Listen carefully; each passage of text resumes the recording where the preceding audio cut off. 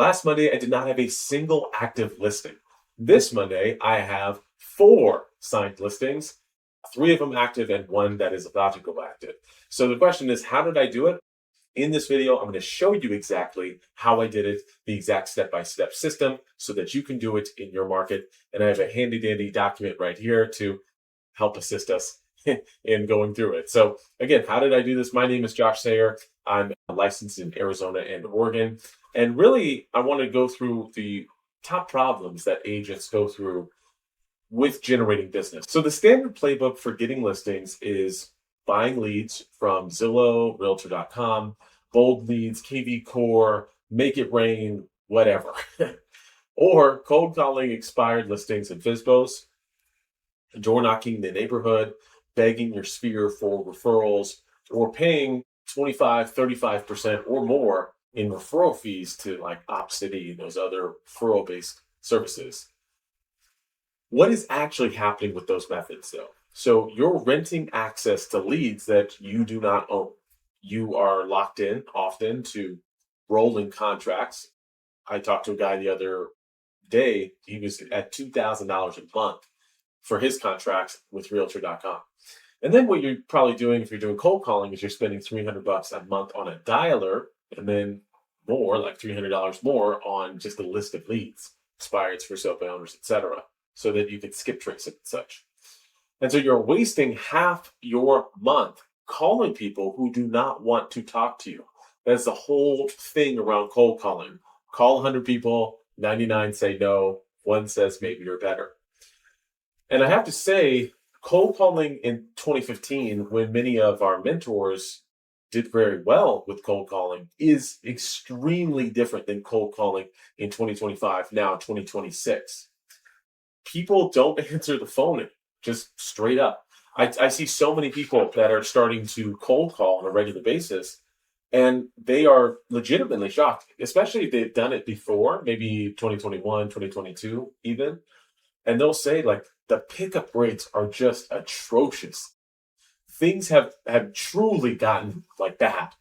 I don't know about you. I don't pick up a number that I don't recognize, even though my business as a realtor, that is one of the things that I typically need to do. I typically let it go to voicemail. If it's important or an agent or a lead, I'm going to call them back. But you're wasting your time calling people because things have changed. People don't answer the phone anymore, number one.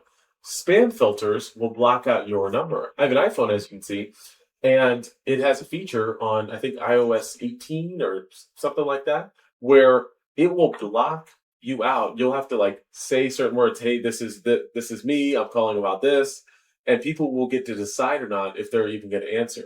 So that is the landscape here. And even if they do answer, they're hostile. They're expecting to be scammed. Like that is their initial inclination. It's not like, hey, how's it going? Oh, I'm so excited. I got a cold call. It's extremely hostile to people cold calling. So then you're like, let me buy some leads. Now, the leads you buy, for sellers at least, are almost always home valuation leads. These people are not motivated. They are just curious. And if they do answer, which many of them will put in fake numbers, they'll say, why are you calling me? I was just curious about what my neighbor's house sold for. Okay. They're not as interested as you might hope. They get mad. They get mad when you contact them, even though they asked for it. They will ask you to contact them and then get upset when you actually contact them. So here's the core issue. You do not control your lead flow. You are dependent on third parties. And if these vendors, Realtor.com, Zillow, etc., if they raise prices or referral fees, they change their algorithms, or they go out of business, your pipeline dies overnight because you either have to pay the higher amount of money or you're cooked. Like you can't do anything. And even if you're really good at cold calling, you don't have an asset. You're just renting, like you're just playing the field every single day, hoping that it works out. So I don't say this from a place of theory. I say this from a place of actual experience. Like I experienced all of those things we just ran through. And so I said, I need to change something. So here's my experimentation phase, and here's what failed before what I'm doing now actually worked. I was in the same boat. I was buying bad leads, I was spending a ton of money, and I was getting nowhere. So, like I said, I started experimenting. So what I started with was video sales letter or VSL funnels. So I built a VSL call funnel, and it actually worked. Like I made money. I did make money. And basically you run an ad where it's like, hey, if you want a list of homes, click here. They put in the information, you capture the lead, and then at the end of the lead form, you say, hey, if you want a free training, just go ahead and click here, and they click there and they go to the free training. Which yeah, which is important. Listen, I should probably blur this out, but literally as we're recording, let's see if I can pull this up. Oh, that's better. So as we're recording, I'm literally getting leads as soon as possible. They're relocating, they're not on the MLS, and that just came in right now. I don't prospect at all. I just wait for the leads to come in, and then I reach out to them as soon as they do come in. So simple, simple, simple. So I was doing a VSL funnel at one point, and I just found that to be too complex. Because, like I said, you say, hey, if you're looking for a free list of homes, get your free list of homes for this area. They click it. Then at the end of that lead form, you're saying, hey, click here for the free training. They'll watch the free training, which will be like a slideshow of you giving a presentation on buying a home or selling a home, typically buying a home if it's that type of funnel. And then they can book a call with you on your calendar. So it's pretty simple. Now, that kind of ties into list of homes type of leads. So I ran a similar thing with no VSL. Just wanted to see what the results would be, and it was completely useless. I didn't get hardly anything out of that. Then I tried running webinars, which I did a few things like for seller-based webinars, I would have people make cold calls and say, hey, do you want to check out this seller webinar, this homeowner webinar? It's going to tell you how to avoid mistakes. If you are thinking of selling, attendance was mediocre, and it just wasn't like as scalable as I'd want it to be. I did get a listing out of it, but again, I just felt like there was a better way to do this. And so I would get 100 leads that I was paying for, and 95% of them were garbage, if not more. And so I spent hours reaching out to people. That's why I needed the AI setter and the super complex backend AI systems, because I had so many low quality leads that I had to work through. And then, of course, like I said, I kind of combined several of these strategies together and tried stacking them. And again, when one breaks, the whole thing falls apart. I've also spent, I'm almost a little ashamed to say this, I've also spent up to $1,000 a day on ads at one point, and it was burning cash. I didn't have a super comfortable way of turning that spent money into actual business coming in on the other end. And if I did, it was really long term, like far, far, far out from the time of me spending the dollar to getting dollars back. And I just knew that that wasn't super sustainable. So what I finally realized is you don't need a complex web of fragile tools. You don't need all of these like super fancy integrations and the things that people are selling all the time. You don't. You need a super simple, super reliable system that just works and brings you people who are ready to transact. You need a really, really good ad that targets the exact people who you want to target. In this case, motivated sellers.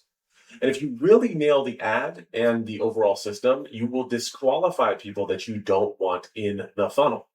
That is going to let you get really high quality leads. So who do you not want? You don't want people on the MLS for ethical as well as just practical reasons, like it doesn't help you at all. You don't want people that are like typically have mobile homes, because mobile homes typically take longer to sell, they're harder to sell, and you get paid less. And you obviously want to be talking with the person who actually owns the home. When you get high quality leads, it becomes much easier to just work one or two good leads per day. And I think most agents watching this video would just rather work one or two leads a day than try to find one or two out of 40 or 50 that is actually good. I think that would be a much better use of your time. I know it has been for me. Working the lead is just calling the people who asked you to call them. They're like, hey, I want a cash offer. You call them, you're like, hey, wanted to talk to you about that cash offer you requested. They're like, hey, thank you. Here's everything that's going on about my situation in my house. This has made my business easier, more fun, more enjoyable, and far more profitable. And I literally never have to cold call or door knock ever again. And believe me when I say the fact that this is working out is just so unbelievably life changing. These were her answers, right? Her information is coming through. Okay, so she filled in the address. She's a single family home. She's the property owner. She wants to sell as soon as possible. So, yes, much easier to work one lead a day than work 100 or freaking 50 or whatever. Okay. So I'm just aware, like, I've door knocked and cold called my entire career until I started running ads. And I just now know I don't have to do that ever again anymore. So here's the breakthrough, the cash offer funnel.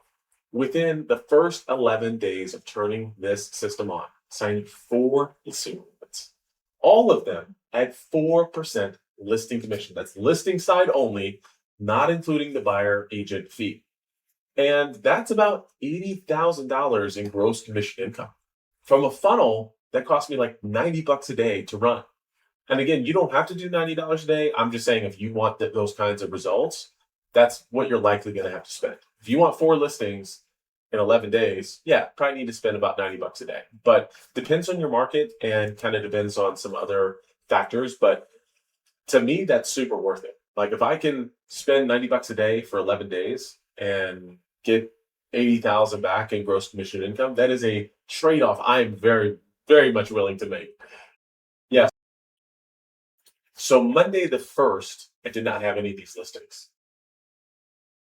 It is now Monday the 15th, and I have 4 signed listings, and I have like 3 more appointments this week. 3 more listing appointments. What would happen to your business? Oh my gosh.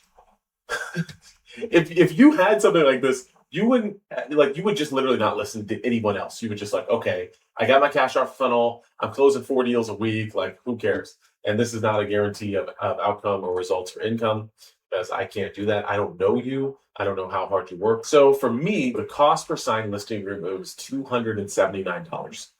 That is not cost per lead. That is literally that's cost per signed listing agreement. Now let's do some comparisons. The industry standard for online lead generation is actually lower, but 3% is considered good. If you get 100 leads, getting 3 deals out of it would be like, oh my gosh, you are just doing amazing. For me, my conversion rate, and it's improving actually because the algorithm, the campaign is getting more dialed in over time. But for me, right now, it's just under 30%. In terms of lead comes in, just under 30% of them are signing a listing agreement. And of course, by the end of the week, that may go up. Obviously, it will go up because I'm going to get those listings signed. So even at like 5% conversion rate, again, I'm just under 30. Even at like 5%, it's like $700 per listing. It's still massively profitable. And so here's the self-funding mechanism. I turn the ads on, I get listings, I close the deals, then I use that commission to fund my ad spend going forward. And so after the first deal, the business funds itself. So here's the reason that I'm showing everything to you. And the reason I'm comfortable with it is really the main reason. Most agents are lazy. And so even if I give you exactly the system to totally change your business, most people will actually never implement it. Like you might save this YouTube video, you might come back to it because it's really valuable, but most people, they just cannot take that extra step to actually implement what's in here. So I can just give away the farm and no one will do it. So I don't even see the competition. But again, I'm going to show you everything: the form, qualification logic, ad, call script, listing appointment, all of it. And like I said, I'm comfortable doing it because 99% of agents aren't going to use this. Even if I give them exactly what works, you would be shocked. And the ones that they do want to implement it, most of them would just rather say, hey, I don't want to spend 3 months like building the tech and doing like trial and error. Just build it for me. And so this is a completely valid position. And at the end of the video, I will tell you how I can build it for you. But if you want to build it yourself, you'll now have the full blueprint. So either way, you win. And like I said, most people will watch this and say, this is amazing, but I don't want to spend all that time building it out. Can you just build it for me? Okay. So here's the core concept. Why do cash offers work so well as a lead magnet? Now, most real estate ads say, looking to sell, I'm the number one agent, list with me. The problem, that's what every agent says. Like, there's no differentiating yourself at all. Sellers are not exactly thrilled with the traditional listing process. Like, it's not exciting, it's not sexy. And they think they're going to have to spend, so many sellers I talk to, they think they're going to have to spend 30 grand getting the house ready. And like, that was the expectation. I don't want to say, does depend, but like, that was really the expectation back in the days. Like, we got to get the house ready. And they're not considering a few things. Number one, many of the repairs or upgrades that they might do, a buyer might not like and probably won't like, and just in terms of taste. Like, they're probably not going to choose the right thing. And number two, sometimes if you pick the right agent, you're not going to have to do those things at all. So they think, oh, I'm going to have to stage it. I'm going to keep it perfectly clean. And they are going to leave it all the time so strangers can walk through their bedrooms. This is not exciting to them. They're also thinking buyers are going to ask for concessions every single time after the inspection. And to them, the whole thing feels overwhelming. Listen, I have news for you. Sellers don't like you. They don't care about you per se. They care about what you can do for them. They don't want to list their house. They want to sell their house. Listing is just the necessary mechanism in which to actually accomplish what they want. A cash offer ad speaks to the things that they actually want, which is selling, right? The promise, get a cash offer in 24 hours, no repairs, no showings, close on your timeline. This is completely different than a call to action of, what's your home worth? A home valuation is, I'm just curious, give me a number. I don't care if you reach out to me or not. If you do, I'll actually be back. A cash offer, this is, I want to sell. I am motivated. Please help me. Please help me in my situation. And you will see this later, but I just want to mention it now. 90% of people who come through your funnel will not take the cash offer. When they see the cash offer means a significant discount on their equity, they will say no. But they still do want to sell. They just don't want to sell for that number. And if you have 2, 3, 4 different options for them, maybe it's a novation, a cash offer, traditional listing, a whole litany of different things, you'll find that number one, you're far more competitive than like typical cash offer firms. So you're going to be able to offer them more options than a cash offer firm. And for any real estate agent that they're talking to, you're going to have more options than that real estate agent, because like 99% of agents just think only option is to list it. And when you come in with 2, 3, 4 options, you look like the total pro. People like options. So give them options. So what I often do, I have more than 2 options, but for the sake of this video, I present them a dual path model. So I'll say, no problem, the cash offer isn't the right fit for you. Let's list it traditionally so that we can actually maximize on that equity. And either way, you win. You're either going to be the person doing the cash offer deal with them, which could be an assignment deal, like you could get an assignment fee from it, or you could partner with an investor you know and trust. They buy the deal from the seller, and then you can actually just be the listing agent on the back end once that investor does flip the property. Cash offer is the hook. The listing is often going to be the close. The listing or novation, a few other types of deals, those will be like the close, what they actually will end up choosing. So why does this matter for your positioning? When you go into a listing appointment from a cash offer lead, you have a massive advantage. As I mentioned, you're not another agent begging for a listing. You are the advisor presenting multiple options. You came to them with something nobody else offered. And like as an example, I went to a seller and he had requested a cash offer. And when I walked in the door, I presented him the options. I said, listen, I really don't recommend the cash offer in this position. And what do you think that did when I said, hey, don't take this lower option? I don't recommend you take this lower option. It built a tremendous amount of trust because in that moment, he truly felt like I'm not just here to just shoehorn him into the lowest possible option. What benefits me? That's what he's feeling. But when you go to him in that moment, that seller, right, and you say, I don't recommend that you actually take this option, it builds a massive amount of trust. And so, what do you think they're going to do when you do recommend something? Hey, I recommend we probably price at this $350,000 mark instead of 450. They're much more likely to listen to you.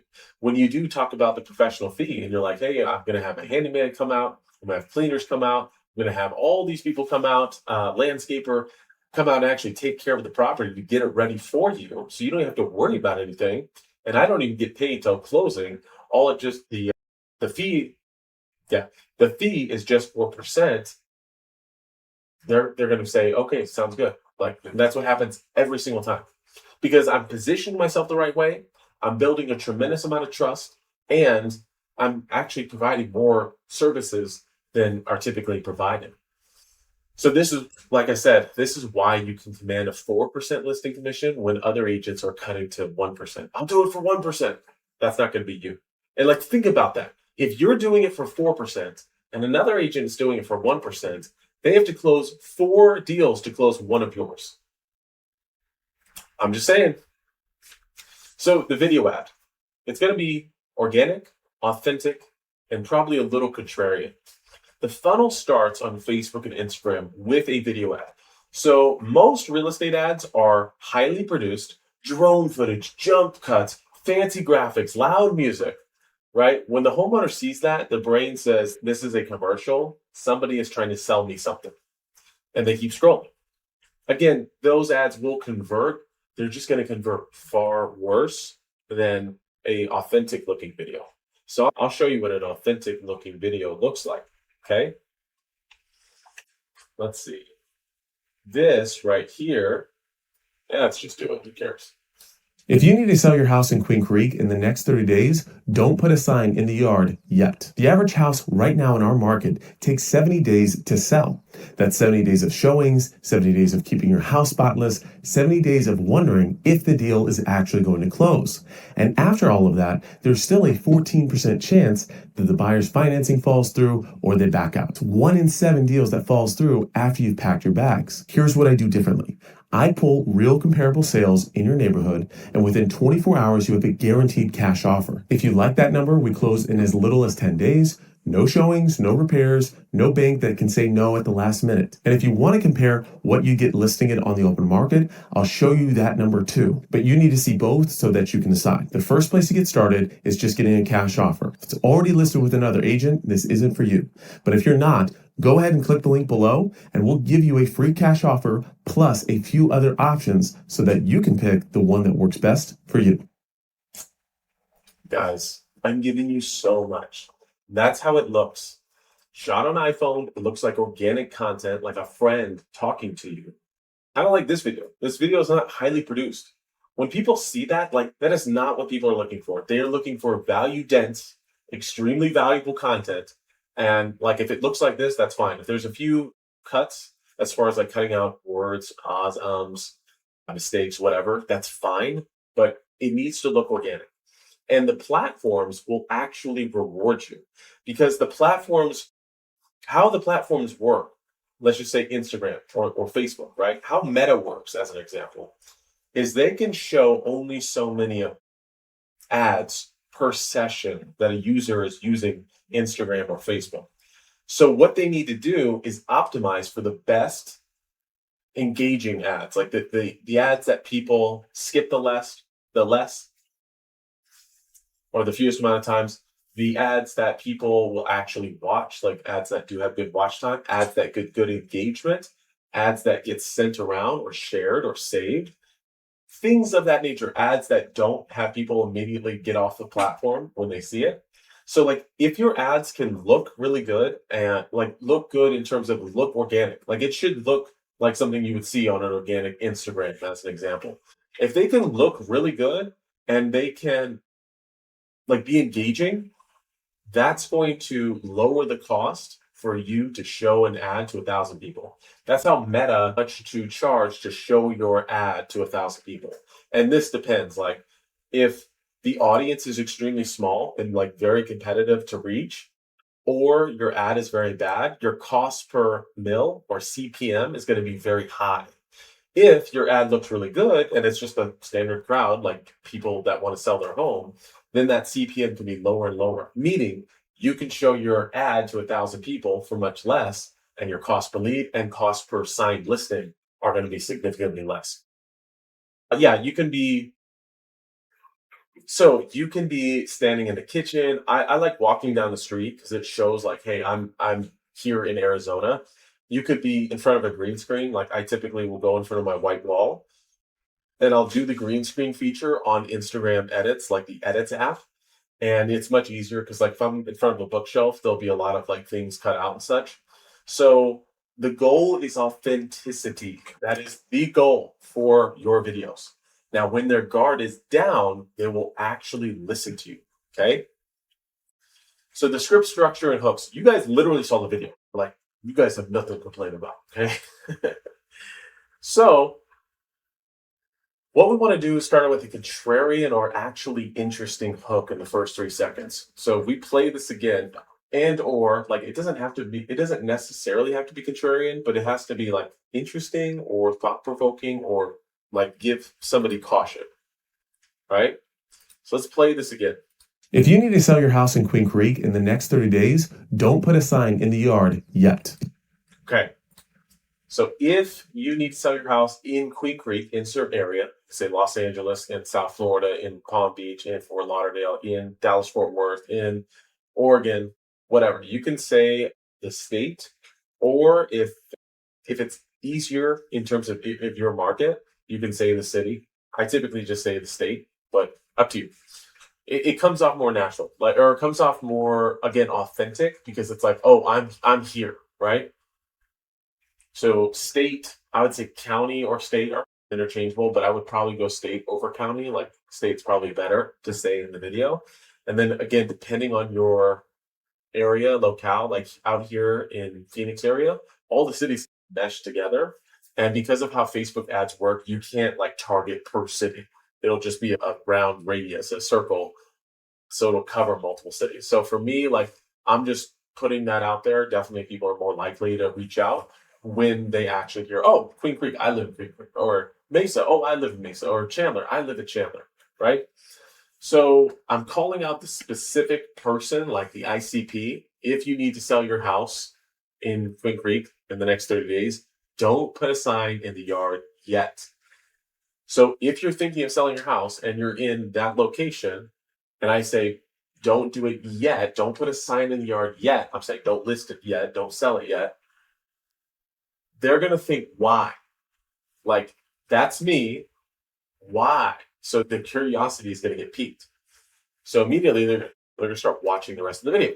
So here are some exact hooks that are working for me. If you need to sell your house within the next 30 days, don't put a sign in the yard just yet. Is it just me, or is selling a house too complex? Or if your house looks like this, I'll do the green screen thing. If your house looks like this, and it's like an outdated kitchen, or a picture of an outdated kitchen, and you're thinking about selling, don't spend a single dime on repairs just yet. Or you'll see something like, everyone believes the only way to sell a house is to list the painful traditional process. That's not true. So why do these hooks work? The ad itself does the targeting. So I get asked questions like this all the time, like how can we like really target Facebook ads and everything? This is a housing category ad, and because of that, you can't do all the crazy targeting you used to be able to do like 10 years ago. How you actually do targeting is by the hook. Like you call out the ideal person. So if you're a real estate agent, you probably get ads all the time that say realtors or real estate agents, something like that. So if somebody, like for in this case, if somebody is thinking about selling anytime soon, that hook will pull them in. If they're not thinking about selling, they'll scroll past. And that's what we want. We do not want everyone. We want the motivated people that actually fit your ideal client. After the hook, what you're going to do is agitate the pain of the traditional process: showings, open houses, strangers in your bedroom, buyers asking for concessions after inspections. Then you're going to introduce the cash offer solution, and then you will give them a very clear call to action. Click the link below, fill out the short form, and I'll personally send you a cash offer in 24 hours or less. The ad is your cold call. So, would you rather spend a month reaching out to people that don't know you and don't want to talk to you? Or would you rather have Facebook do the work for you in a matter of literal minutes? My average CPM, cost per 1,000 impressions, is like $65. So think about this. For $65, I get my message in front of 1,000, and like it says 1,000 homeowners, but statistically speaking, 65 or 63% of those people will actually be homeowners, because that's just how like the statistics work on in terms of home ownership in the United States.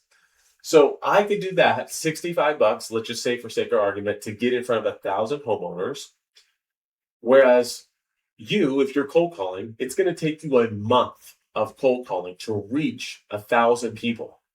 Like they pick up the phone and say hello. Because for me, they're seeing my, like that's 1,000 impressions. They're seeing my face. They're seeing the text hook. They're hearing the verbal hook, right? So would you rather take a month to do that, or would you rather take a couple minutes? Because I can reach 1,000 people in minutes. It's just that simple. So here's how to film your ads. You do not need a production crew, as you saw. That will actually hurt your results. Shoot vertically, right? 9:16 format is for the mobile feeds. Landscape will be bad. It's not going to work. You'll get scrolled past. No sunglasses. People need to see your eyes, okay? Sunglasses make you look like you're hiding something. So don't wear sunglasses. I had a client wearing sunglasses in one of his first ads that he sent me. It was like the rough draft. I said, no, you got to redo that, okay? The results were much better, right? Do not sound robotic when using a teleprompter is like what I'm actually trying to say in this line. So you want to film each line as its own take. Okay. If you mess up a line, film each line as its own thing. So if you're thinking about selling a Green Creek, don't put a sign in the yard just yet. Blah blah blah blah blah. Right? That would be its own line. Then I would do the second line. Then I would do the third line. And I would say these things in such a way that they didn't sound robotic. Yeah. So you want to keep it short, 60 to 90 seconds. I would say closer to, 60 to 90 seconds, somewhere in there. Use the Instagram Edits app. It's free, and you can really handle all of the editing within that. Green screen is powerful. So you can have AI like create a photo of a, of a rundown like kitchen or something, and that can be behind you while you talk. And so it's instantly visual and it's immediately relevant to them. We write often five, actually I upgraded this. So I write 9 different video ad scripts for each market. And these are going to target different people. So relocating, downsizing, divorce, financial troubles, hired landlord, general, just, hey, I need to sell fast. And we test all of these. And we're going to let Facebook choose which is going to win in your market. And so when whichever one wins, then we scale it up and we double down on that. Compliance framework. You typically cannot say, I guarantee to buy your house. You must say, you'll receive a cash offer. You must have terms and conditions. So whether that's subject to appraisal or subject to inspection, clear title, etc. Ads that run under this stuff need to be under a housing special ad category. It's non-negotiable. If you don't select this, Facebook can and will shut your ad account down. This will limit some targeting options, but that's just the name of the game. Like, get over it. You can't change it unless you start running Facebook here soon. Make sure to have your license number and brokerage information visible on your landing page, and have the equal housing logo as well as your brokerage logo at the bottom. But follow all the rules and regulations in your state. with the real estate commission in your state. Common mistakes that will kill your results. So don't shoot a landscape. It's not how the platform works. Okay. You will get scrolled past. Sounding robotic. If you read from a teleprompter and you sound, I wouldn't even say like a news anchor, but like just try to sound like it's casual. Okay. Use a script, but make it casual. Don't wear sunglasses. I'm saying that again. Right? People need to see your eyes. You don't want to send traffic to your main like real estate brokerage website, like the default one, because it has 47 buttons, has a mortgage calculator, a search homes bar, a blog. The seller will get confused and leave. You need a single purpose landing page with literally one job. Fill out the application. Don't ask for their phone number first. If the first thing your form does is ask for their phone number, people will bounce, but like the more important thing is that you'll get a lot of fake phone numbers. So what I do is people have to go through 9 questions. The ninth question is their phone number. Like think about it logically. If someone fills in their address, they answer all the questions right, and they make it to the very end of the form, are they more likely to fill out a fake phone number or less likely? I found it to be less likely that they fill out a fake phone number. Again, don't run those ads without a housing special ad category. Facebook will shut your stuff down. One of the placements is called a audience network. Let me see if I can pull it up. Beep, beep, beep, beep, beep. Let me see. I was just singing Bluey.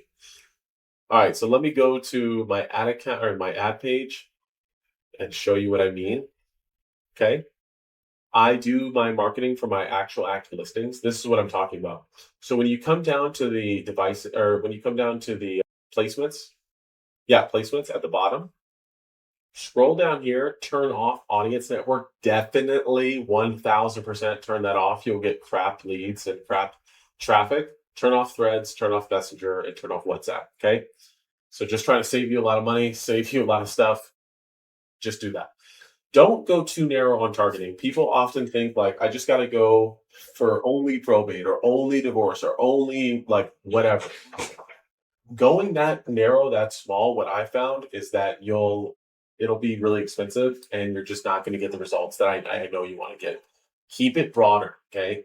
People that are going through those different things, they will click anyway and they'll tell you why they're selling in the form. Let's move on to the landing page. When they click the ad, they go to a single dedicated landing page, not a generic real estate website with a million buttons. The page must be simple. And I'll give you a pro tip. Typically, a darker page will convert at a higher rate than a lighter page. So just keep that in mind. So you want the page to be very simple. And what's on the page? Like for me, a very clear headline at the top. Arizona homeowners get a cash offer in 24 hours. How the process works: 1, 2, 3. 2 is too few, 4 is too many. Keep it at 3.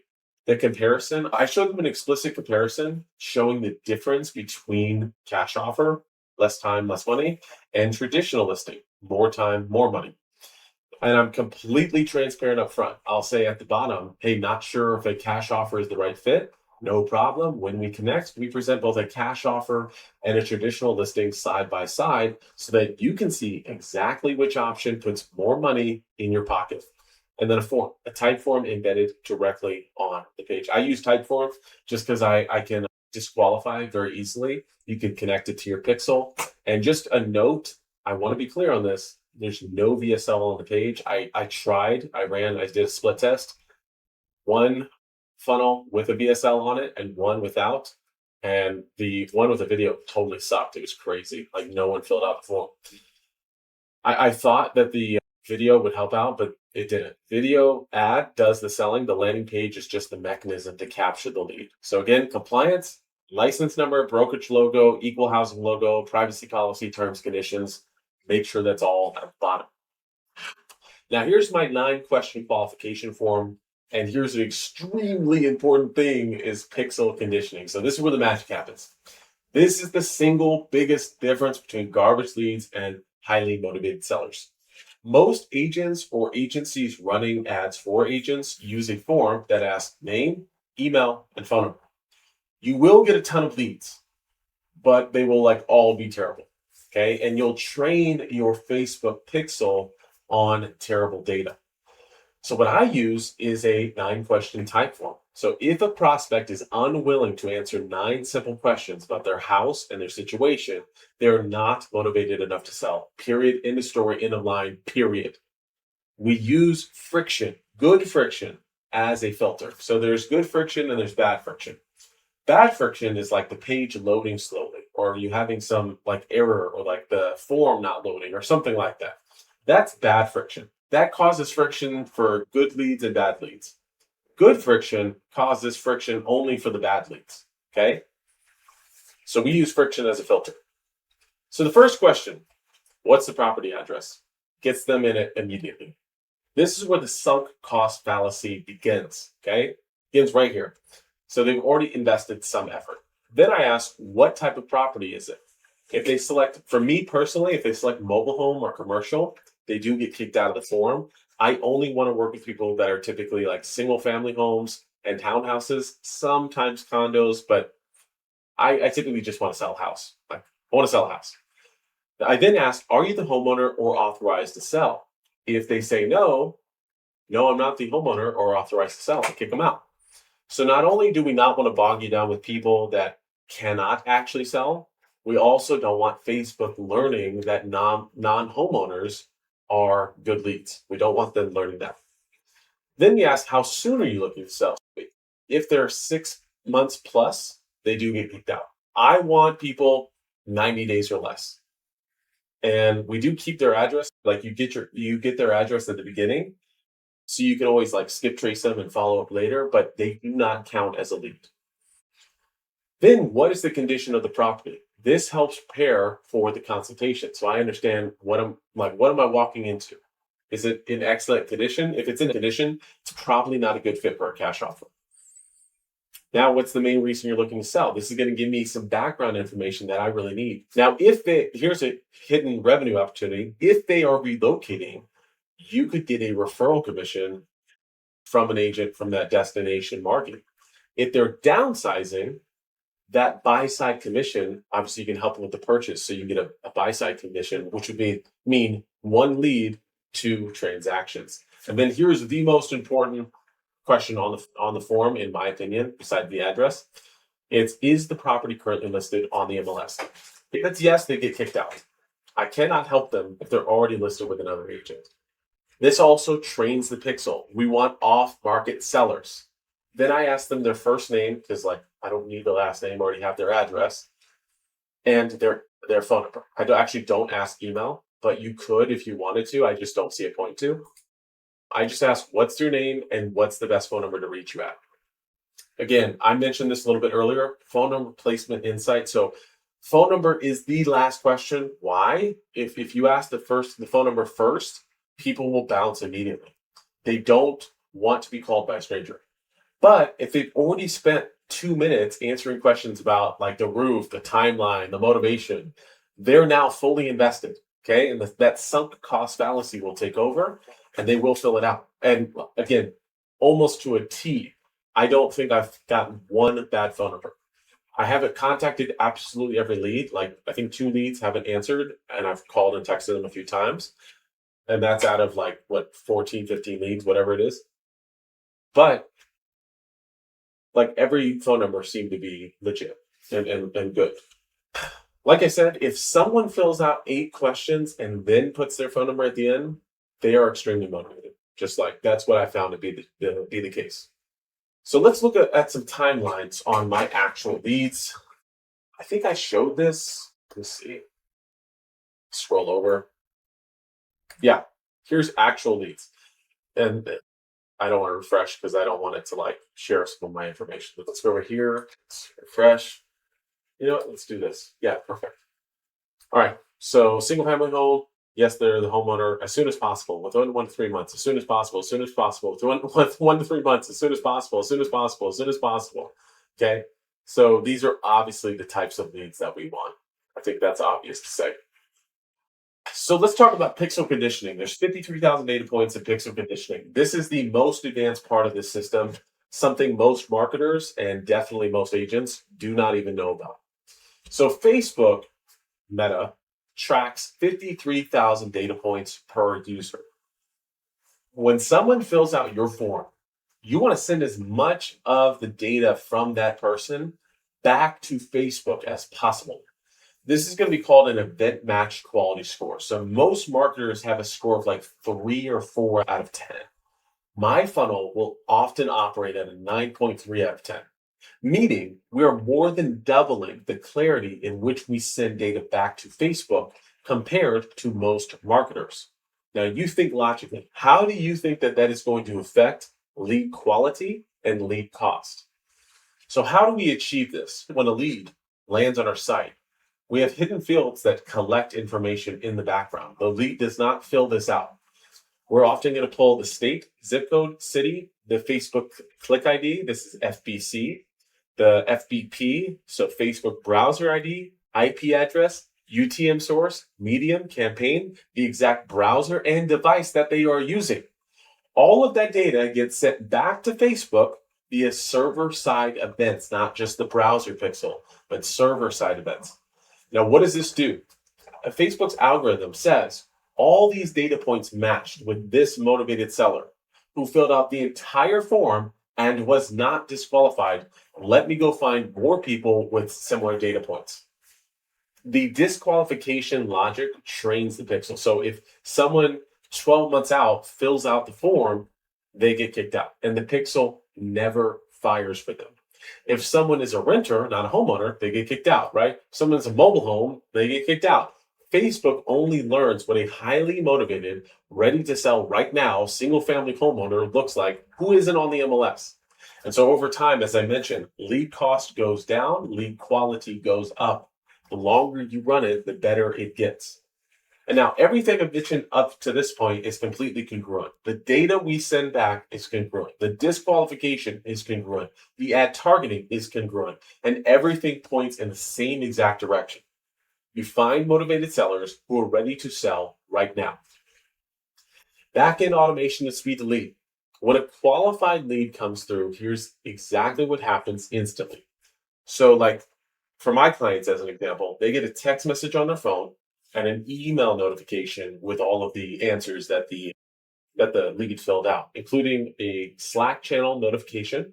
So you get a dedicated channel just for your leads. So just like for redundancy, basically. And then you get a CRM drop. This lead gets pushed into your CRM of choice, whether that's Follow Boss, Bold Trail, Go High Level, whatever you use. This way, you never miss a lead. Let me scroll down. I'm like looking at the bottom of the screen.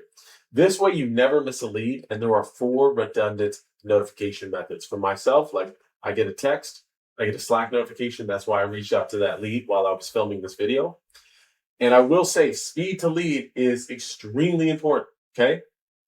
Lead came in 2 minutes later. I called her. I texted her a minute after that. Like, you want to hit these leads within 5 minutes. If you can do that, you're going to convert like every lead. Sometimes life is busy. You might call them an hour or 2 later, whatever. That's typically fine, again, because these are significantly more motivated people. Just a line of caution. Like, I had a lead come in at like 7:50 in the morning. And I just had a lot of stuff going on that morning. So I wasn't able to reach out to her like until 10:50. And I reached out to her. She's like, "Oh yeah, I sold the house." I was like, "What? Like, what happened?" She's like, "Oh yeah, like a cash offer firm called me and I signed the paperwork just now, probably like 30 minutes ago." So I was like, "Dang it! Like, that's a really good lead, but my ads are working." So it cuts both ways. I missed out on that opportunity, but it was a very good lead. So obviously my ads are working. I had a lead came in. His name's Lewis, and he filled out my form at like 5:23 p.m. on June 9th. I called him 10 minutes later. I was at the pool. I got the notification. I gave him a quick call. And 2 days later, he signed the listing agreement 4%. So here's what a typical day looks like with this system running. I wake up, I check my leads, I see if anything came in overnight. If a lead came in, I'm going to look the property up on Zillow. I'm going to look at the photos, the Zestimate, all that good stuff. I'm going to look it up on Batch Leads so I can see the ownership history, the estimated equity, liens, red flags. I'm going to make sure I have as much good information as possible before I pick up the phone. Although, like, that's not necessarily required, but it's just something that I do. I'm then going to give them a call. So I'm making like 1 or 2 calls a day. That's it. I'm just calling people who literally asked me to call them. They are expecting my call. They want to hear from me. And compare that to waking up and staring at a dialer for 4 hours calling people who hate you. At the end of my form as well, I do have a Calendly link at the end of that type form. And I found 30, like 30% of the leads actually do book a call with me, which feels even better. It's like, oh, this is awesome. And like I've seen people show up to that call. I typically give them a call anyway, but it's good to I recommend calling them anyway, even if they book a call. But I found that to work very well.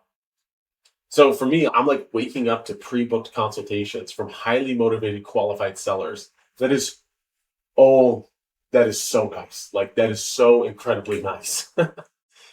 Now, here's the initial call and setting the appointment. So here's exactly what I say when I call. Hey, Jonathan, this is Josh, or I'll say this is Josh Sayer. I saw that you requested a cash offer for your property, and I want to let you know I'm working on that right now. I just want to let you know I'm going to look at all the options and actually deliver to you a few different options. I do have a few quick questions though. Is now a bad time to ask a few of those about the house? And typically they say, no, not a problem at all. It's fine. Yeah, sure, go ahead. And then I ask simple conversational questions like this based on what they filled out. I saw that you're relocating. Where are you relocating to? You mentioned you're downsizing. Where are you looking to move to? Tell me a little bit about the condition of the property. I do not overload them with options on the phone. I do not quote them a cash offer number on the phone. If they ask, and this is like true because you don't know, like you need to get eyes on that property. If you don't get eyes on that property, you're typically going to have to give them a very conservative, aka low number. So if they push, just tell me what the offer is. I diffuse it. I'll just say something like, hey, listen, I'm going to get you all that information. I really don't want to insult your intelligence because obviously, if I just had to spit a number out right now, it's going to have to be super low. So, in order for me, I'm really just looking, obviously, to get some background information so that I can give you not only the most accurate information, but the best recommendations and guidance possible that's actually going to fit what you're looking for. When would be a good time for me to just pop by the property, take a quick look, and give you all that good free information for you? From that call, I'll set an in-person listing appointment. I've done Zoom as well, but I recommend listing appointment in person if you're just getting started. Once you get fancy with it, then you can do Zoom appointments regularly. It's a better chance of closing. So I'll just say like, hey, I'd love to pop by for 15, 20 minutes, take a quick look at the property and give you some accurate numbers. And it's completely free. There's no obligation. Let's go with Lewis, right? So Lewis was in pre-foreclosure. He was behind on his payments. Wholesalers were pushing him into a lowball cash offer. One investor sat at his kitchen table and offered him 10K flat. I'll pay off the mortgage and we'll send you a 10K check. I walked in and I said, hey, listen, I don't think you should take the cash offer. I was the first person to tell him that. And I explained, like, hey, if we list aggressively, the comps were actually close to like 350, 360. But I was like, hey, if we list at 330, 340, we can get this thing under contract and the foreclosure proceedings aren't going to take effect. He signed the listing agreement at 4% commission. The principle, when you tell a seller not to take the easy route because it hurts them financially, you stop being a salesperson and you become a trusted advisor. Super important. I can't overdo it on how important that is. So Caroline, I just set a listing appointment with her. I'm going to meet with her like a week from today. Eric, he's a real estate agent. He's getting consistently 2 qualified leads per day running this exact system. My friend Aisha, she's spending about $30 a day. She had to pause the ads because she was getting too many good leads. Then she turned it back on. She got an 8.5% total commission, 6% to her, 2.5% to the buyer agent. She just got that listing signed yesterday. And then Rob, my buddy Rob, he's up in Washington.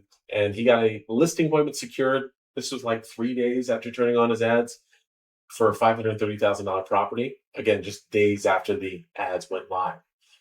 So pre-appointment preparation. So, okay, leads come in. I've set the appointment. What happens now? Before I step foot in the house, I do a lot of prep work. I do not just show up and wing it. I prepare Cloud CMA on my iPad. It's tech savvy. I look sexy doing it. I got the suit on. I got the iPad, and I can show them because like if you just print something out, you can only show one photo. But if you have the iPad, you can show 30 photos for each listing, and then that gives you a lot of ammunition because like what I'll typically do is hand them the iPad, and like I can swipe through it as they're looking, and I can say like here are the 2 or 3 best comps that I found comparable to your property. What I want you to do is look at those and mentally compare those to your house. And they'll give me an honest comparison. Their kitchen's better, or they got a pool and we don't, or this, that, and the other. And when you do that, it's like, hey, this one sold for this. This one sold for 530. This one sold for 500. This one sold for 510.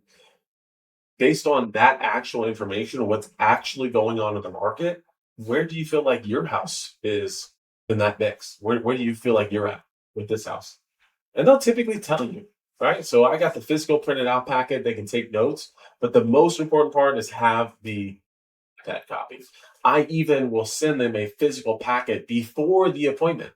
So I just go to Uber and I have it sent via courier and it's delivered right to their door. I wish I had a perfect.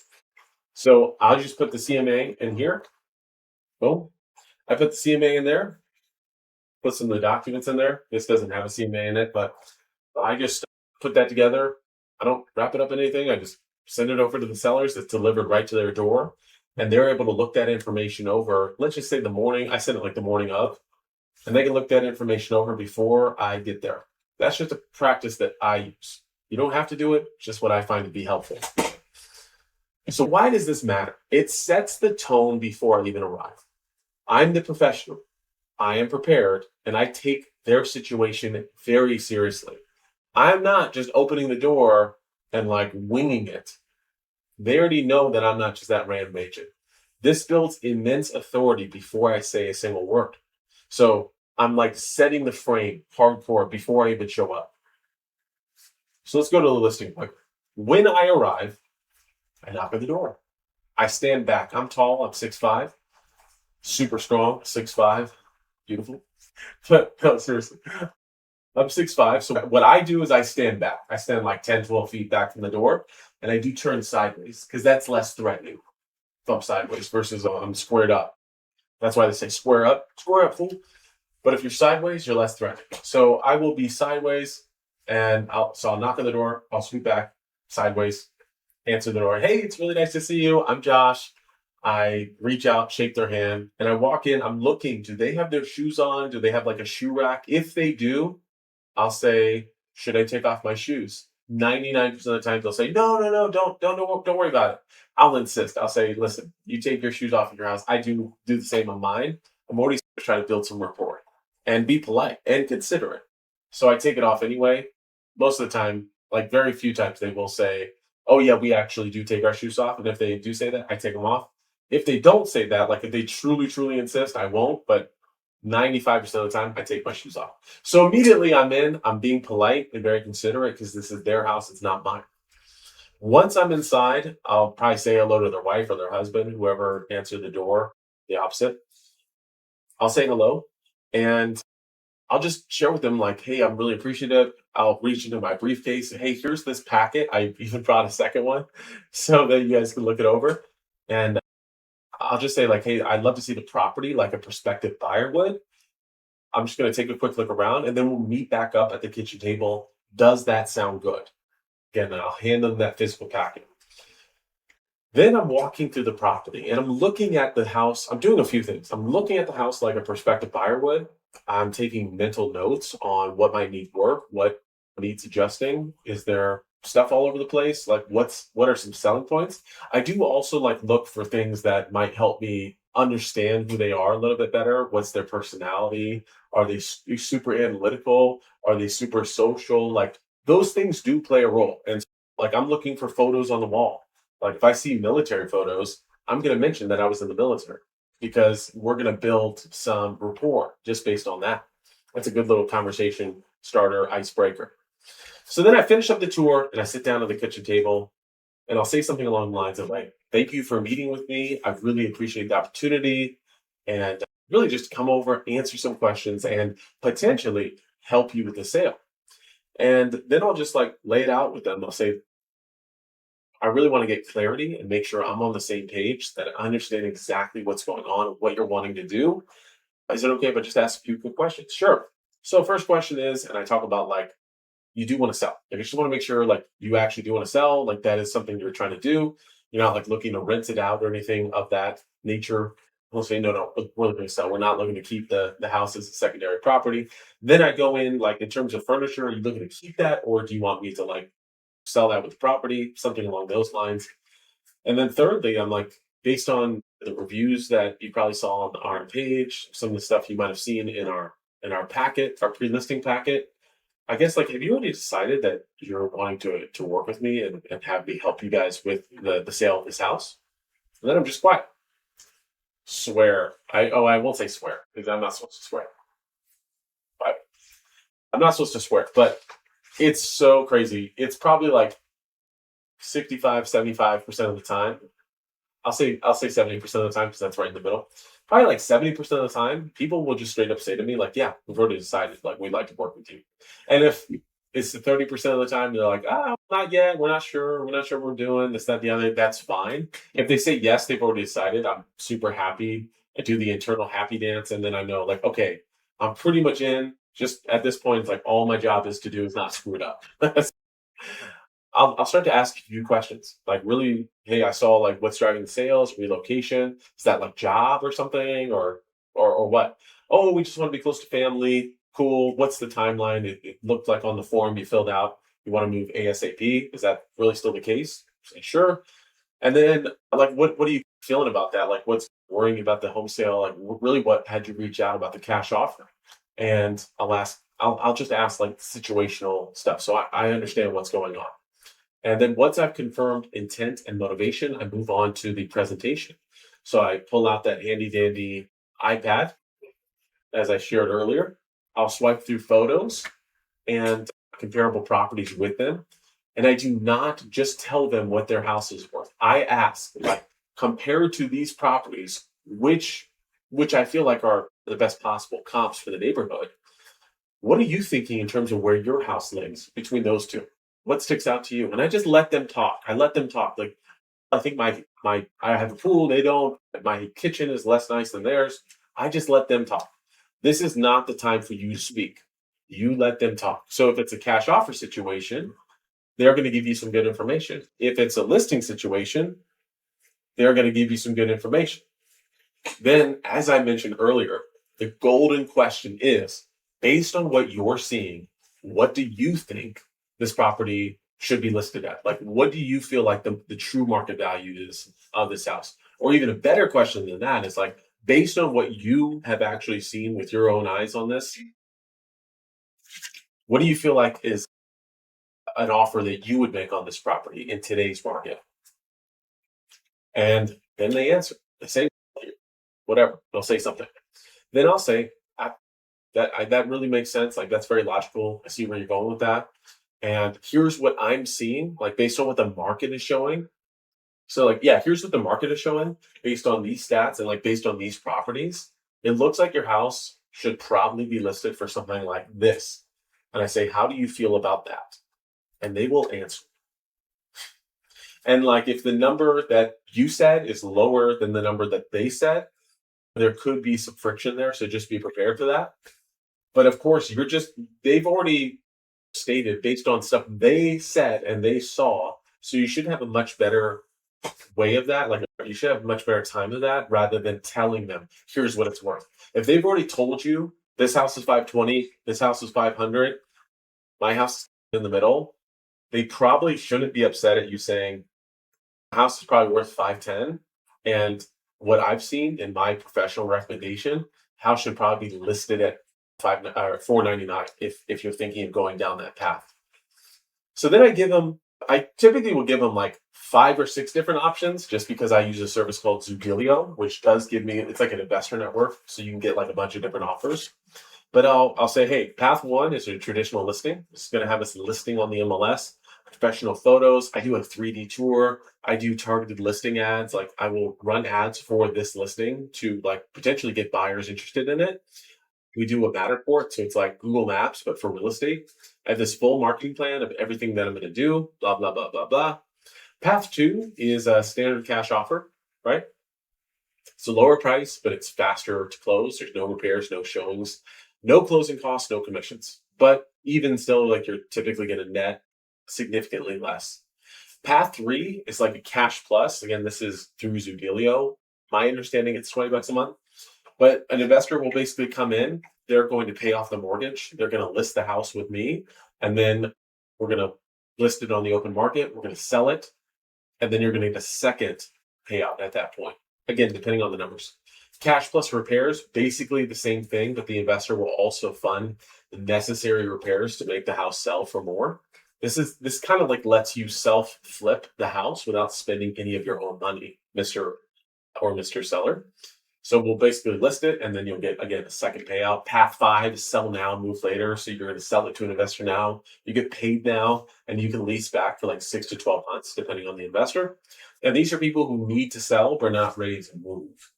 Path six would be a novation. So this is a more intensive flip, partnering with either you, the agent, or an investor. And you can turn this $15,000 commission check into like a $50,000 or $100,000 split. I know an agent who made $98,000 on their first novation deal. His name's Eddie. He's out in Florida. So it was either for him going to be a 10K commission or a 98K novation. Seller took the novation. Everybody won. So how to find cash buyers? This is a batch leads workflow. And so what you're going to do is search all cash transactions in that area, that zip code, over the last 6 to 12 months.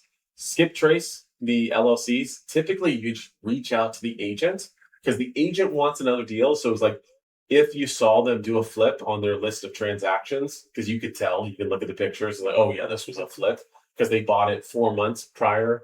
Then 4 months later, they sold it. That's a pretty good indication of a flip. Reach out to the agent because if you can make the agent look good, they're going to pass along that potential deal to the investor. Or you can reach out to the seller directly and try to be the listing agent for their next deal.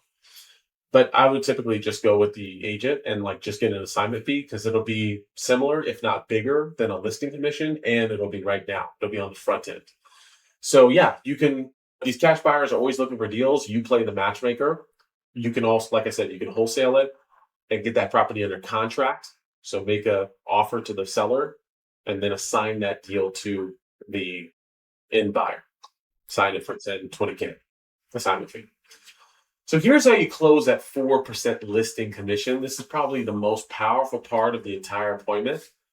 So I'll review everything. I've already built a tremendous amount of trust with my pre-meeting assets, like the pre-listing packet.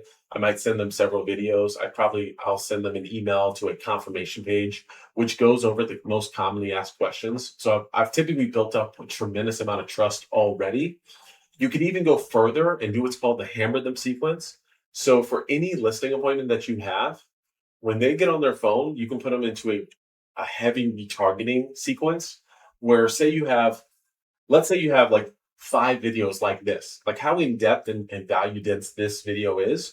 You could make, say, 1 to 5 of those videos and put them in the retargeting sequence, as well as maybe 20 or 30 short form videos and put those in the retargeting sequence as well.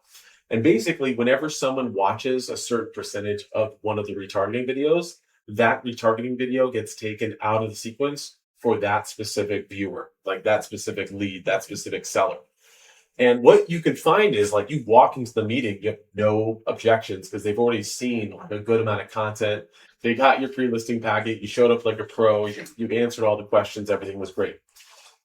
But yeah, like imagine doing that and then showing up, building a tremendous amount of trust by saying, hey, I don't feel like you should probably take this cash offer. It's probably not in your best interest. And then you would say something like, hey, wouldn't you agree the reason we're sitting across from each other right now is because I read an ad, you saw that ad, you clicked on it, and now we're meeting. But what are they going to say? Yes, like, because that's what happened.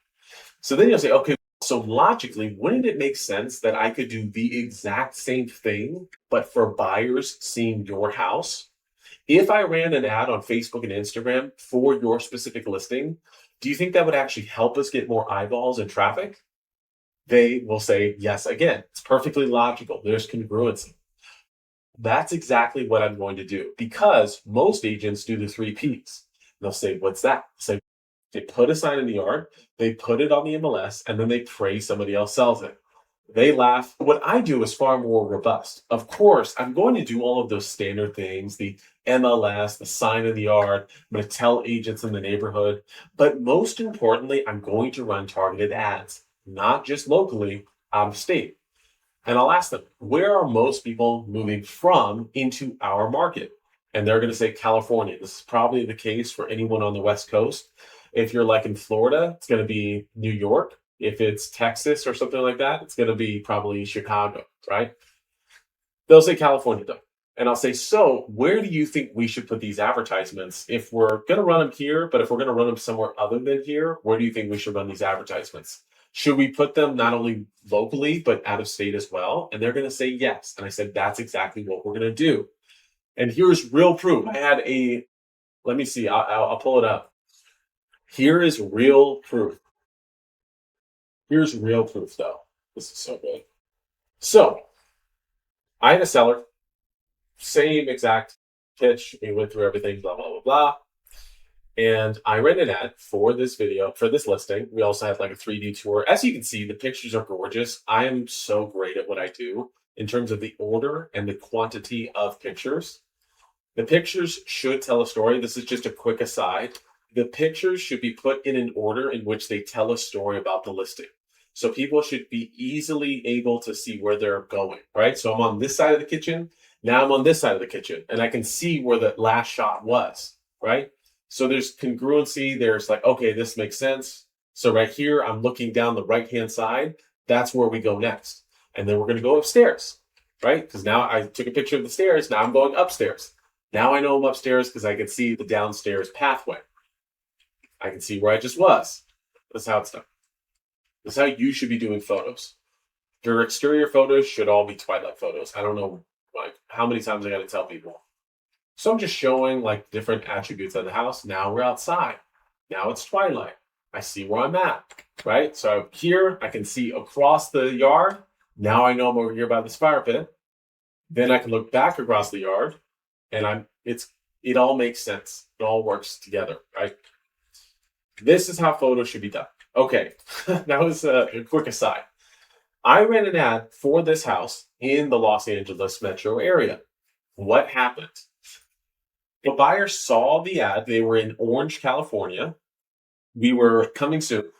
So we weren't even fully on the market yet. They drove 6 hours. I showed them the house and they bought. When I say bought, they made an offer. We accepted it that night. It was above asking price. So why this works, you're not asking them to trust you based on promises. You're showing them proof that the marketing works. So like I have a picture of my marketing plan. It's super dope. If I could bring that up. I'm trying to think. Oh yes, here it is. Here it is. Okay. So here's my marketing plan.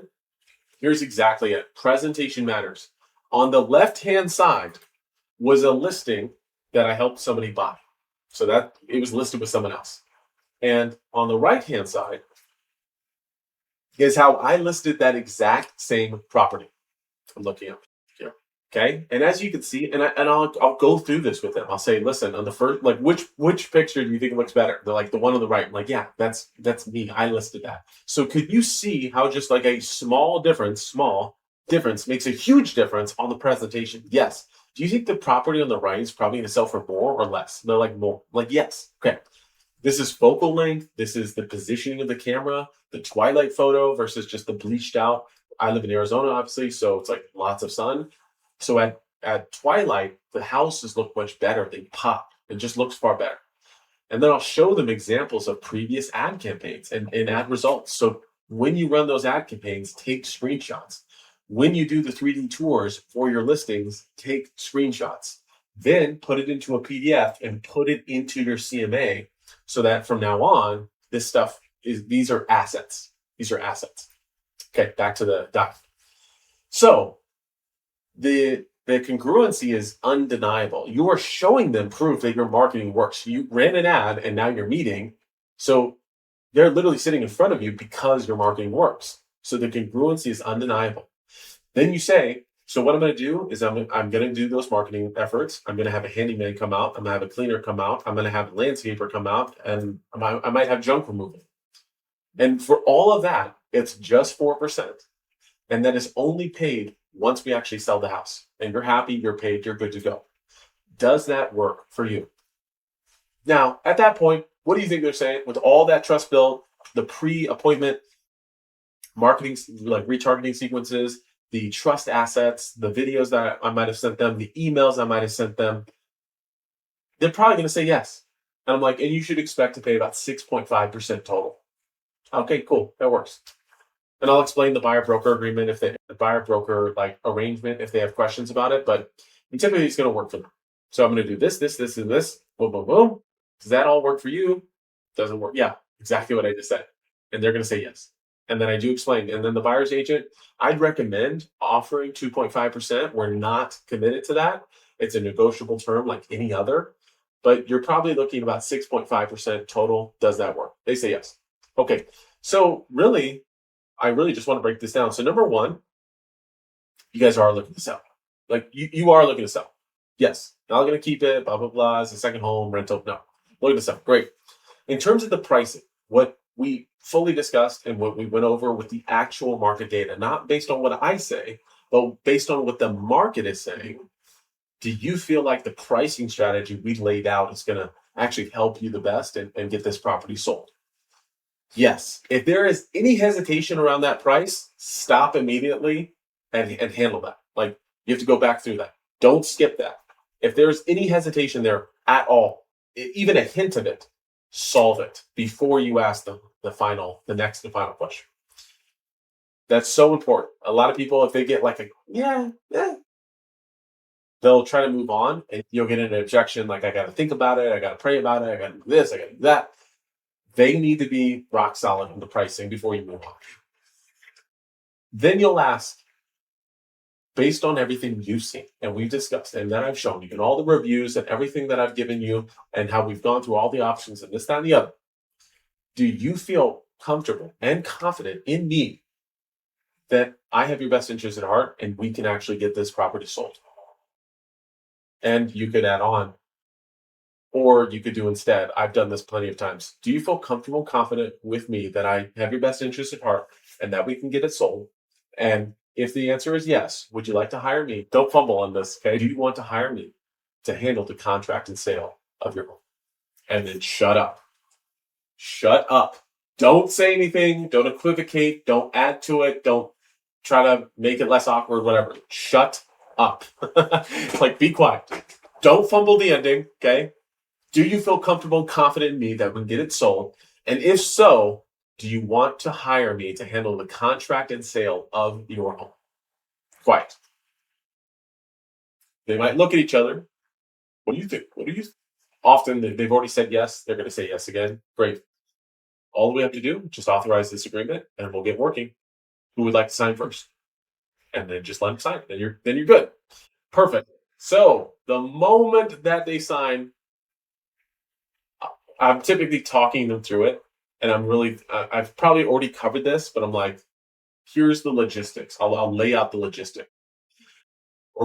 We want to get this listed as soon as possible, they say. And I'll say, perfect. So getting this done right now. What I'm going to do tonight is I'll send you a copy of this signed agreement for your records. You might have an electronic copy that they're signing. That's even better.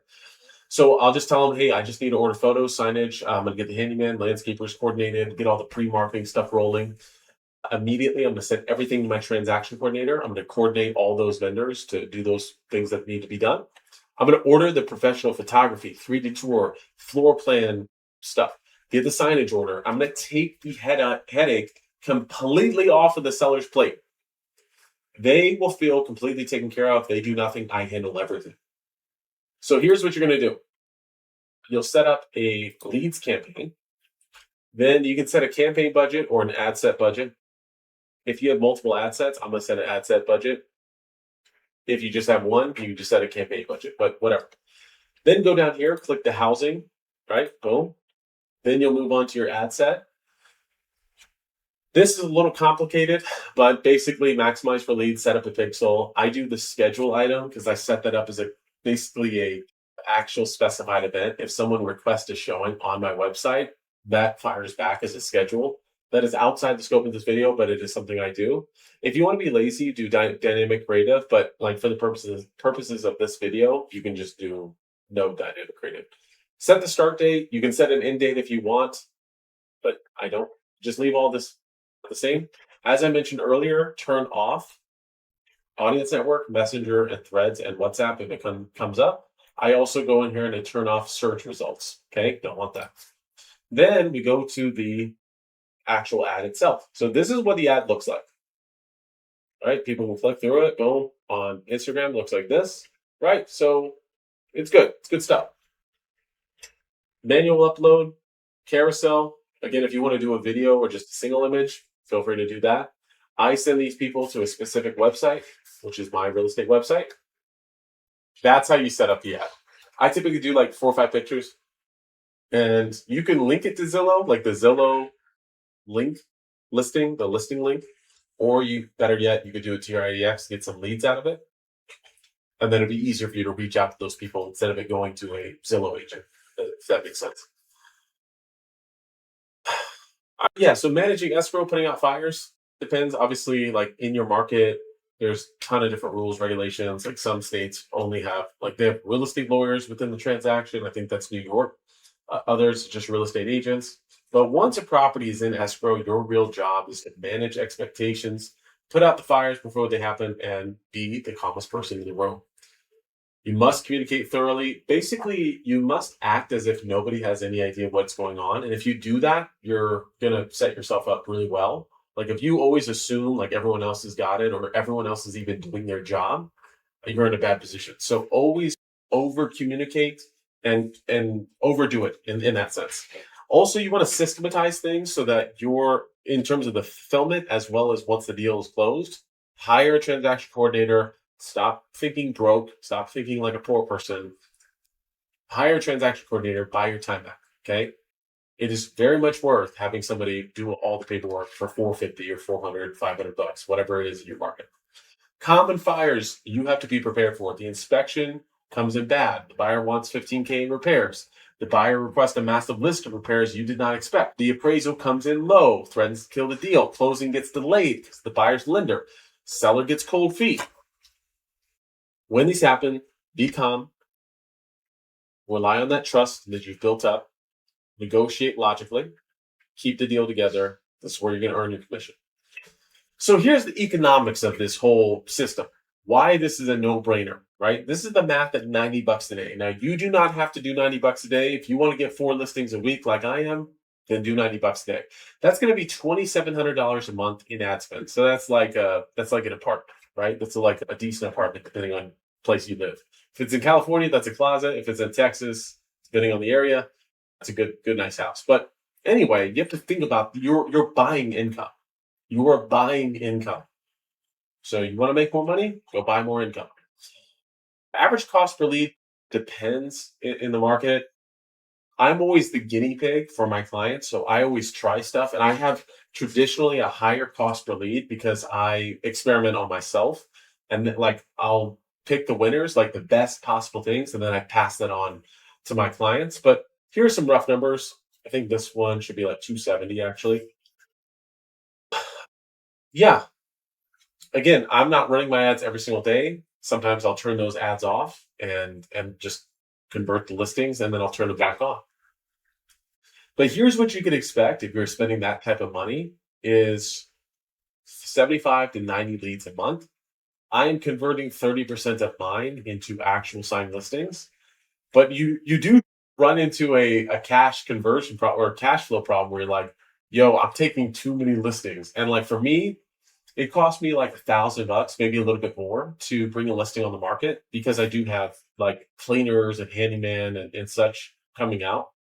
But for you, your cost might be a little less. And I do have professional photos and all that. So it's necessarily going to cost me more than if you're taking like cell phone pictures. Here's I want to fix that so it's super accurate. Depending on your cost to bring a listing on the market, your numbers are going to vary.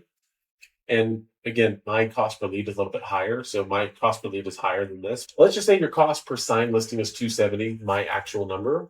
The return on that at 4% commission on a $400,000 house is 16 grand. The cost to acquire that listing is $270. So if you close that listing out, it's a 59x return on ad spend. Compare that to what you're doing right now. Realtor.com, $2,000 a month plus a referral fee. Zillow, $2,000 a month for shared leads in your zip code. Cold calling, $600 a month plus you waste your day if no one comes in that's good. This system, if you're running it at the level that I'm running it, is $2,700 a month, but that's you. You're owning everything. There's no referral fees. There's no contracts. You could obviously spend less and just take one listing a month, right? You could spend more and take more listings per month. Ownership versus rented. When you stop paying Zillow, your leads stop. When you stop paying Realtor.com, your leads stop. With this system, you own the ad campaign, you own the pixel data, you own the funnel. You can turn it up, you can turn it down, you can turn it off, you can turn it on. You are not locked into anything. And over the long term, you actually have an asset. You will never have to go to another lead vendor ever again. So here are some hidden revenue streams from this funnel. I mentioned them a little bit earlier, but let's just talk about them. So this is not just about listing commissions. So if you have a relocating seller, there's a potential, obviously, to get a referral commission from that agent sending back a referral fee to you if that seller buys in a different market.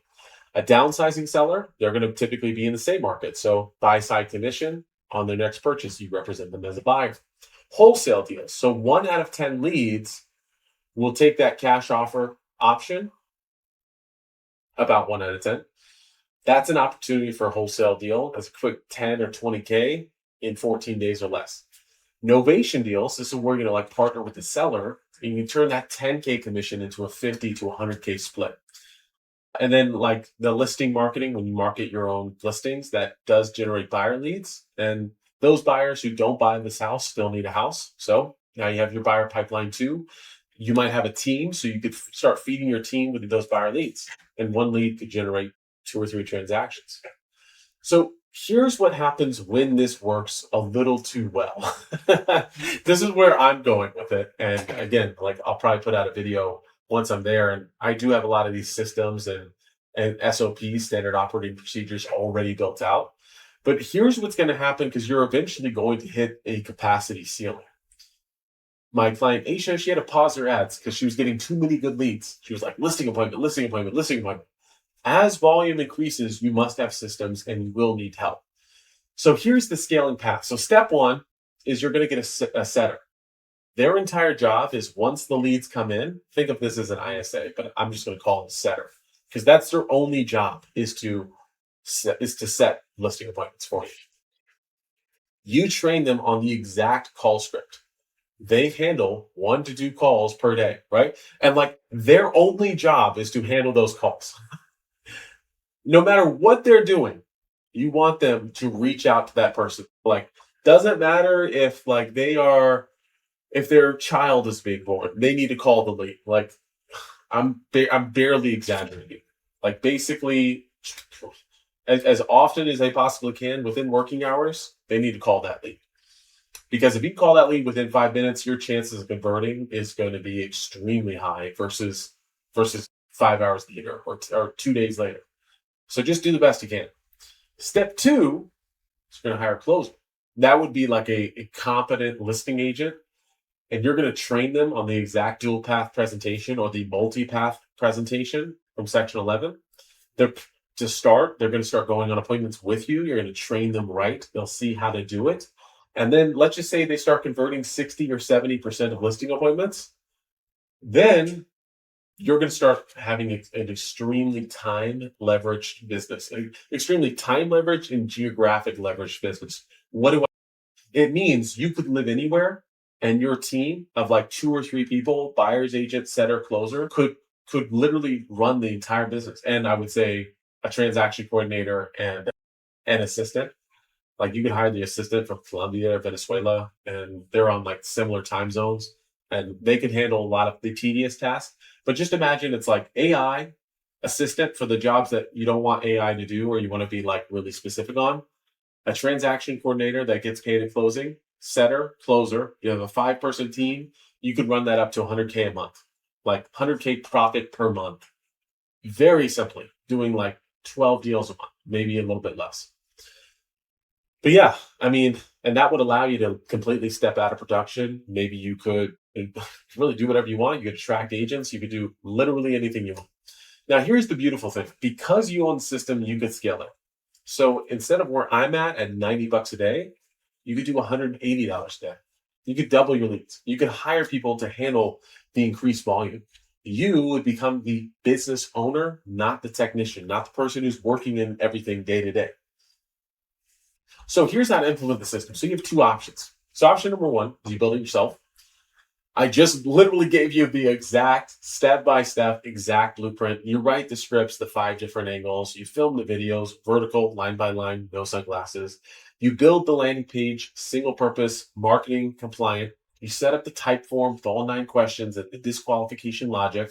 You configure the hidden fields both on the type form as well as on the back end of the page, right, of the landing page. And you ensure your Facebook ads are compliant with the housing special ad category as well as your real estate commission. You set up the server side event tracking for that to try and get that 9.3 event match quality score like I get. And then you start testing your pixel as well as your ads. And it will take time, probably 2 to 3 months to get everything really dialed in. You'll likely burn some ad spend, figure out the nuances, but it's entirely possible if you are technical and patient. Option 2 is just let me build it for you. So I build this exact system for agents. And what you get in that is it's actually 9 custom video ad scripts. It's going to be customized to you and your market, your voice. We will edit those videos for you. So you just film it on your phone, right? Film it on your phone. You send us the raw footage, and my team edits everything so that they look organic and they flow naturally. We're going to build out the full landing page that's compliant, single purpose with the type form embedded. We have the 9-question type form with disqualification logic, all those hidden fields, all the pixel conditioning, all the server side tracking. We do actually build the complete ad campaign inside your Facebook ad account. You retain 100% ownership and control. You can turn the ad spend up, down, whatever you want. We do integrate the leads so they do get dropped into your CRM of choice, as well as Slack, email, text, all of that. And then we do 60 days of ad management. So I will monitor, optimize, and update your campaigns for the first 60 days. And you will have a go high level account through me, full site of funnels, AI bots, workflows, webinar pages, reactivation sequences. I do have a full software suite that you will get access to, the premium unlimited version, where there's an AI role play bot. So you can train on the objections both on the listing appointment as well as to set the listing appointment. We do have an SOP builder, so this can help you more than systematize your entire business. As I mentioned, you could create a 42-step listing process and then just hand that off to AI and an assistant to actually fulfill on that. And then you can access, I do have a school community as well, where you can access live listing appointment recordings that I've taken when I've taken listings on Zoom, so you can see exactly how it's done. And we do have a Google Drive, which you'll get full access to, so you can see how clients film their ads, what works, what doesn't, as well as a Slack channel. So you'll have direct access to me for questions, support, and strategy. And timeline is like, hey, you book a call with me. So you book a call with me and my team. We'll jump on. I'll ask questions. You'll ask questions. And really, you're like, hey, let's do this. Let's get this started. You'll get onboarded within 15 minutes. You have your scripts delivered the exact same day. And if you film your videos, like let's say you joined today, right? And you filmed your videos and you sent us those videos. We would have everything edited, the funnel built, and the ads live within 48 hours. So you could see the leads. Let's say you started, I don't know, Thursday, Friday. You could have leads coming in Monday morning. There's no referral fees, no percentage of your deals. You keep everything. You own the system. It's in your ad account and you control it. So here's the bottom line. You have to keep doing what you're doing, buying garbage leads, cold calling people that hate you, paying 35% referral fees. You could be locked into a contract that you can't escape, praying for referrals, or you would own a system that generates motivated sellers on demand for $90 a day that you control and that gets better over time and then funds itself after the first deal. Of course, I'm not going to pressure you. I want you to do what you feel is best for you and your business and your family. This system works. I use it every single day. If you want me to install this in your business, I'd be happy to. Just click the link below and book a call with us. If you've already booked a call and this video is just playing as an email asset, of course, you've already booked a call, so don't worry. Hopefully that was really helpful to you guys. I tried to provide a massive amount of value to you. So hopefully that was helpful to you. I'm really excited for you to book your call and us to talk everything over, answer all your questions. I do hope all your questions or most of them were answered in this video. I'd love for you to talk to me and my team, and we can't wait to help you really grow your business and get you a whole lot more deals coming in. So again, hopefully this was helpful. Really excited to talk with you, and we'll see you on the other side.